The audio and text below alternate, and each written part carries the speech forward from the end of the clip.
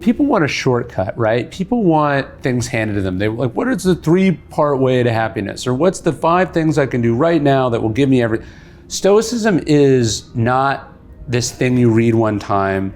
It's not you crack this book and then it gives you everything. Stoicism is a set of tools. It's practices that you do over and over and over again, and each time you get a little bit better.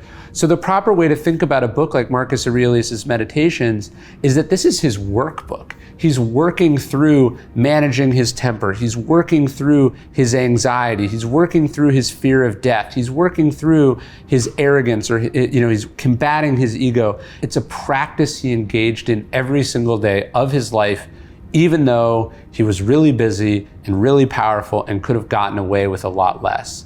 And so I want people to think about philosophy as a practice. Pierre Hadot said that this is philosophy for life, that these are philosophical exercises, that in the same way that if you want to get stronger, you go to the gym and you do reps, you're lifting weights. If you want to control your temper, you got to run through these exercises. If you want to get better at overcoming obstacles, you got to run through these exercises. If you want to be less worried about your mortality, you got to run through these exercises. You have to do the work, and you do the work by putting the pen and pad to paper. You do the work by having conversations with smart people. You do the work by reading the books, not just one time, but over and over and over again. You do the work by trying things, by putting yourself out there, by doing the hard thing instead of the easy thing. So philosophy is a way of life. It's a way of living. It's a process that you engage in, and you do it day in and day out. It's not something anyone can give you. It's something you have to go out and earn for yourself. And you earn it every day, and you work your way towards enlightenment, towards wisdom, and you keep going. It doesn't matter where you began. It doesn't matter where you are now. What matters is, are you making progress day to day by following the process? When I read books, I go through, and anything that really stuck out to me that I'm like, gosh, that really hit for some reason, I highlight, I put a tab on the page, and then when I'm done with the book, I go back through and I read my tabs so that you can kind of filter one time through all the stuff, you gain the main concept, and then you go back and you really soak in and think about those things. And if there's anything really impactful, I will write it down, like whether I add it to my goals, or maybe I add it to like my affirmations, or maybe I put something in my calendar, whatever it is. Yes. Or tattoo it, or whatever. Tattoo it on my arm, or whatever.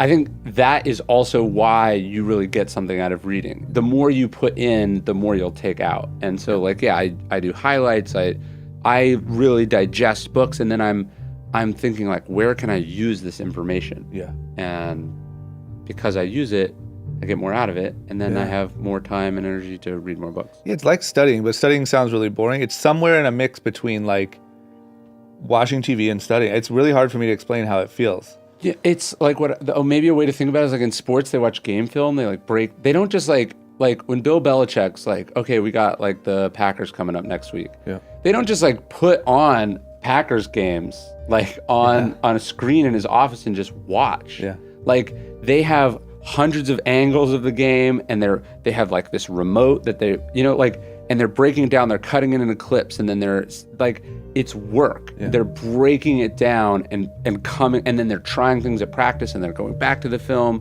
Then they're filming themselves at practice and seeing how they did it. It's work. Yeah. And the more work you put in, the more you get out. Emerson said that if you encounter a man of rare intellect and brilliance, you should ask him what books he reads. That's been a strategy I've used my whole life. I ask people what books have changed their life, and I read those books as soon as possible, because if it changed their life, chances are it will change mine. So there are strategies that will make you a better reader, and you should focus on them. Reading is something you'll spend hours of time doing in your life, so you should do it well. That's why we made the Daily Stoic Read to Lead Reading Challenge. You can check it out at dailystoic.com/reading. And I promise you, there will be strategies, exercises, proven Stoic-based techniques that will make you a better reader, a wiser person, and an overall better human being. Check it out. Become a better reader with us, dailystoic.com/reading. What about journaling? Journaling, I'll tell you this. If you would have told me 5 years ago, hey man, you need to start reading more, I'd have been like, Ryan, not for me, dude. Yes. Now I read a book a week. Journaling, I'm kind of like that. I'm like, bro, I don't know if I could start. So you don't currently journal? At all. But you make a good point for it in the book. I recently bought a moleskin. Yes. I'm just wondering if you could sell me. Okay, so I can absolutely sell you. First off, Basically, all of the smart, wise, important people from history kept a diary. I'm sold. Or a journal, right? There's got to be a reason for this, right? It's because they had a lot of stress, a lot going on, a lot to think about, a lot to worry about, a lot of conflicting emotions and forces inside themselves, and they didn't have anyone to talk to about it, so they wrote it down. Like, Anne Frank's diary is not just a collection, it's not just like a historical snapshot into what it was like to be on the run from the Holocaust. Anne Frank's diary is a teenage girl trying to work herself through a situation that must have been unimaginably terrifying and awful. And she was also just being a teenager. You know, like she writes about fights she had with her mom. And her point is she goes like, paper has more patience than people. And so the point is like, how do you get these thoughts that are bouncing around or they're weighing on your shoulders or they're just like eating away your soul? Like, how do you get them down on paper? That's one reason to journal. Another reason to journal is you make big decisions, you struggle with, things at your business, you're deciding whether to do this or that. You write that stuff down. 2 years later, you're making a similar decision. Like, a friend of mine just moved across the country, and he was able to like look back at diaries to other times he'd moved in his life, and he was able to know, oh, this time is different. Something's not working. I have to move again. Do you know what I mean? Like, he was like, am I just going through like the typical, discomforts of moving, or is like, did I pick the wrong place? And so it's having a record of your life is another one. And then also the third thing I would say, it's a way to keep yourself accountable. So like I made a journal, it's called the Daily Stoic Journal, but basically the idea is like I write about something in the morning and then I reflect on how I did in the afternoon. So like yesterday I had a long drive from Orange County. I had like these interviews I had to go to. I was tired. Something I had to get out that was important. And I said to myself in the morning, I was like, okay, like just your job today is just like take all of this, go with the flow on it.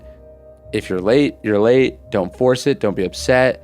I was like, my wife's got our kids, so I was like, don't get like snippy with her about it. Like, she's like dealing with worse stuff than you're dealing with it.